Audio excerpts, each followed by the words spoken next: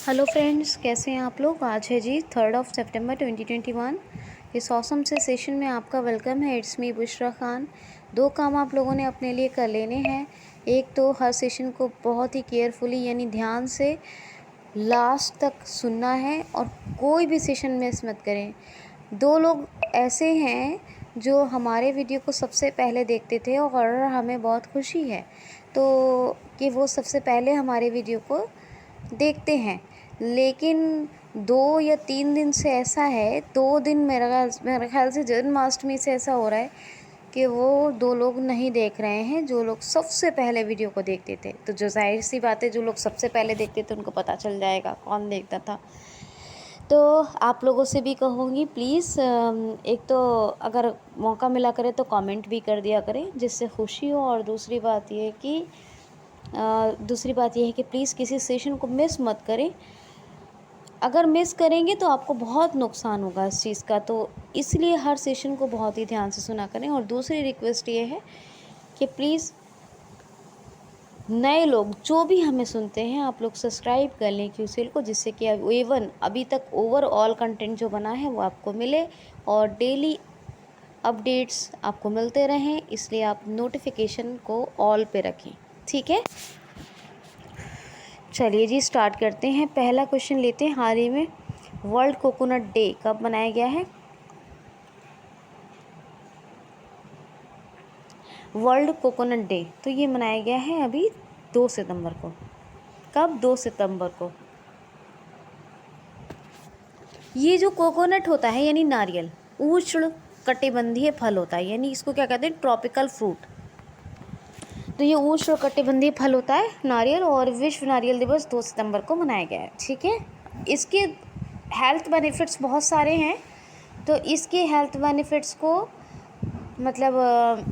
Health benefits के बारे में लोगों को बताने के लिए और इसकी जो इम्पोर्टेंस है इसकी इम्पोर्टेंस के बारे में लोगों को बताने के लिए मनाया जाता है वर्ल्ड कोकोनट डे। और ये याद रखिएगा, ये 2009 से रेगुलर मनाया जा रहा है, 2009 से, ठीक है।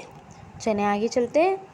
क्वेश्चन है, हाल ही में अभी NCERT national council of education research and training NCERT ने अपना 61वां स्थापना दिवस कब मनाया है? तो 61th एस्टैब्लिशमेंट डे मनाया है NCERT ने। तो ये कब सेलिब्रेट किया है? तो 1 सितंबर को। जी हाँ, 1 सितंबर को सेलिब्रेट किया है अभी। किसने? NCERT ने अपना 61वां स्थापना दिवस। 1961 में ही इसकी 1 सितंबर को स्थापना हुई थी। नई दिल्ली में हेडक्वार्टर है। नेक्स्ट क्वेश्चन है, JB महापात्रा को अभी किस महत्वपूर्ण संगठन का अध्यक्ष बनाया गया है? तो अभी CBDT central board of direct taxes, CBDT के नए अध्यक्ष बने हैं JB महापात्रा। कौन बने हैं? JB महापात्रा, याद रखना। नेक्स्ट क्वेश्चन है, हाल ही में रिजर्व बैंक ऑफ इंडिया ने एक्सिस बैंक पर कितने करोड़ रुपए का जुर्माना अर्पित किया है? तो ये फाइन इम्पोज हुआ है RBI की तरफ से। जी हाँ, कहाँ, किसके ऊपर?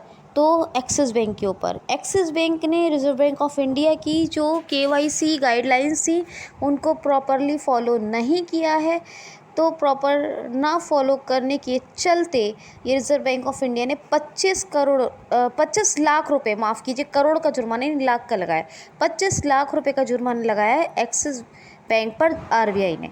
तो रिज़र्व बैंक ऑफ इंडिया ने एक्सिस बैंक पर 25 लाख का जुर्माना लगाया है KYC की गाइडलाइंस को प्रॉपर फॉलो ना करने के चलते, ठीक है जी। तो इतना आप याद रखिएगा।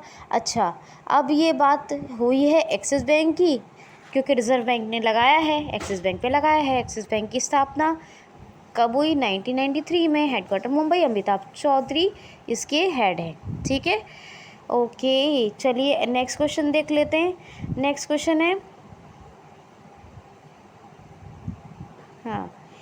क्वेश्चन है, हाल ही में अभी किस देश में खाद्य आपातकाल या खाद्य संकट के चलते वित्तीय आपातकाल की घोषणा हुई है। किस देश में अभी खाद्य संकट को देखते हुए वित्तीय आपातकाल की घोषणा हुई है, यानी फाइनेंशियल इमरजेंसी लगी है। क्यों खाद्य संकट हो गया? क्या हो गया? यहाँ की जो करेंसी है ना, मुद्रा, उसकी कीमत बहुत घटी। मतलब घटने का मतलब क्या है कि कीमत कैसे घटती है? अच्छा, ये पता है आपको? जब चीज़ें सस्ती होती हैं तो मुद्रा की कीमत तो घटती है। इसका मतलब ये ज़्यादा पैसा किसी चीज़ का देना पड़ रहा है तो कीमत घट रही है। लेकिन खाने की चीज़ें महंगी हो गई। क्या हुआ? खाद्य जो प्रोडक्ट्स है, जो मतलब जो जिनको कहेंगे फूड प्रोडक्ट, तो वो महंगे हो गए फूड प्रोडक्ट्स। तो इसकी वजह से खाद्य संकट को देखते हुए जो फाइनेंशियल इमरजेंसी है वो भी घोषित की है। किसने? श्रीलंका ने। किसने? श्रीलंका ने, याद रखना। अच्छा जी, श्रीलंका ने घोषित की है। तो श्रीलंका की कैपिटल क्या है? श्रीलंका की कैपिटल है श्री जयवर्धनेपुरम कोट्टे, ये तो एडमिनिस्ट्रेटिव है, और कोलंबो है, ये कॉमर्शियल है। करेंसी क्या है? श्रीलंकन रुपया। और डिवाइडिंग क्या है हमारे इंडिया और श्रीलंका के बीच में? कल भी बताया था, पाक जलडमरू मंडल या फिर पाक स्टेट। पाक की स्पेलिंग यहाँ PALK रहेगी।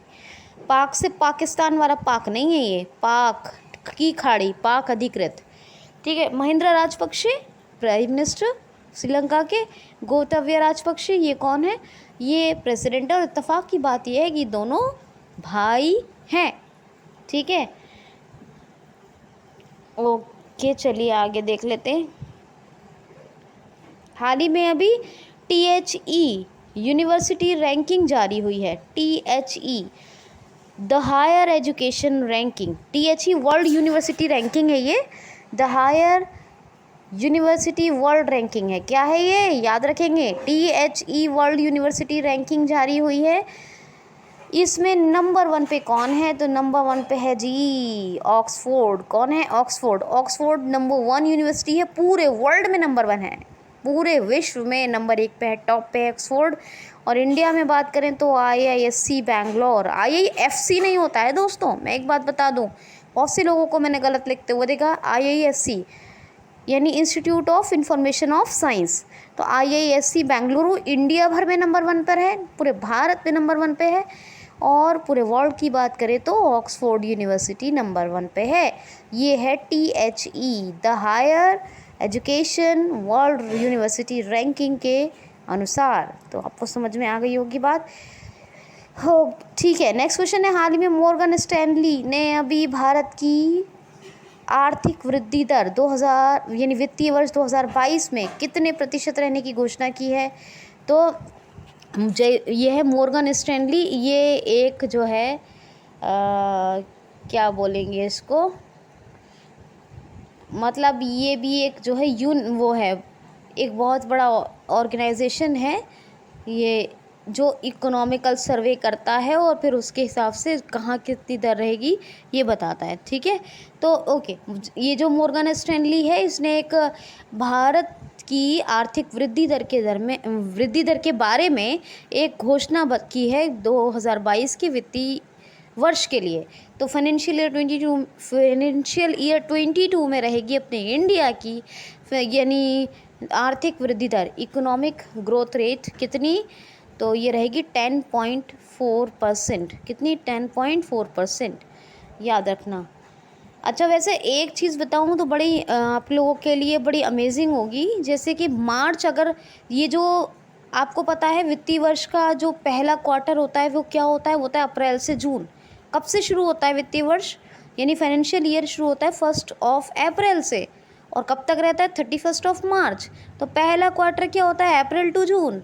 तो इस बार अगर हम अप्रैल टू जून 2021 का सर्वे करें, मतलब हमने क्या करना है, बहुत सारी कंपनीज उन्होंने किया है जो रिपोर्ट दी है, तो वो 2021 में इस बार रहा है 20.1%।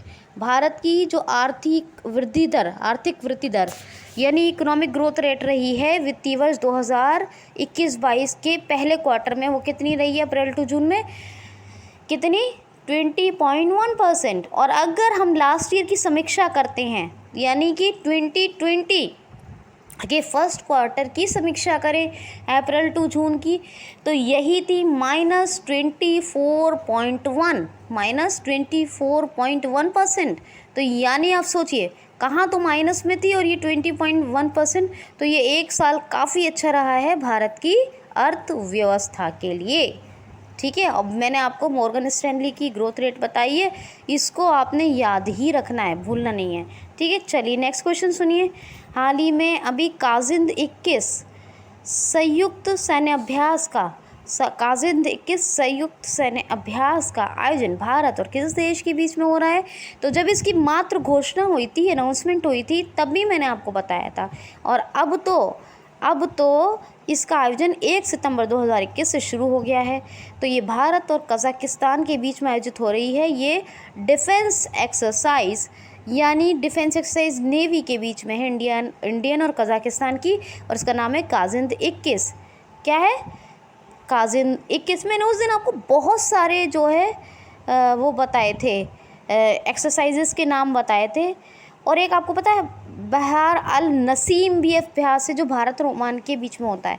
बहुत सारे बताए ना, सऊदीया का और दुबई का, बहुत सारे बताए, जायद तलवार, तो ये सब जायद, और बहुत सारी चीज़ें बताई, मोहित अल हिंदी, तो ये सब चीज़ें एक्सरसाइजेस बताई हैं मैंने आपको, मोस्ट इम्पॉर्टेंट है, वो याद रखिएगा, रिवाइज़ करते रहा करें। वैसे मैं भी करवाती रहती हूँ और सोच भी रही हूँ कि डिफेंस एक्सरसाइजेस का एक मोस्ट इम्पॉर्टेंट वाली जो एक्सरसाइजेस हैं उनका एक वीडियो आपके लिए बना दूँ।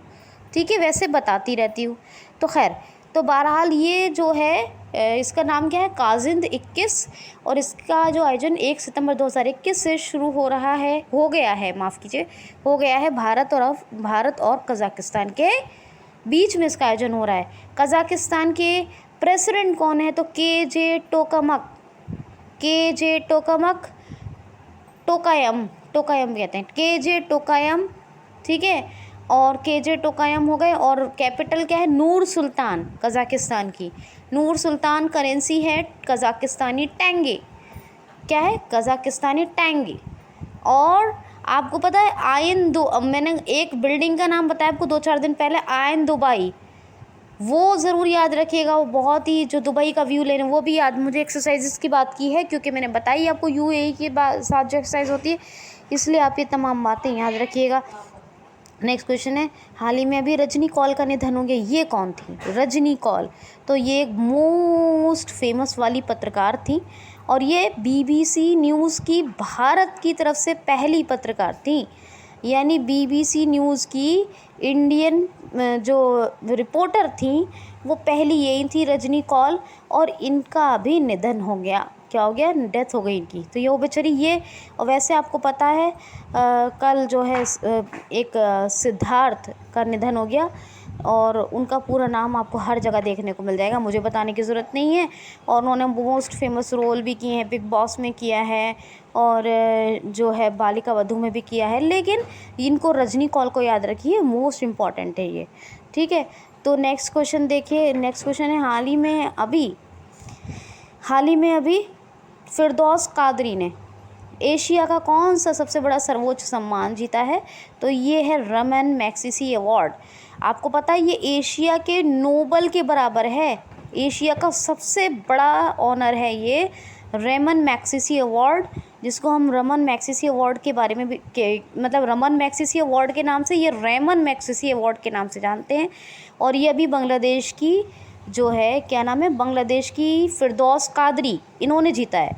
ये बहुत बड़ी साइंटिस्ट है, 70 साल की हैं, याद रखिएगा 70 साल की हैं। और इन्होंने अभी वैक्सीन के बारे में काफ़ी रिसर्च की है और काफ़ी अच्छा प्रोग्रेसिव काम किया है वैक्सीन के, कोविड-19 वैक्सीन।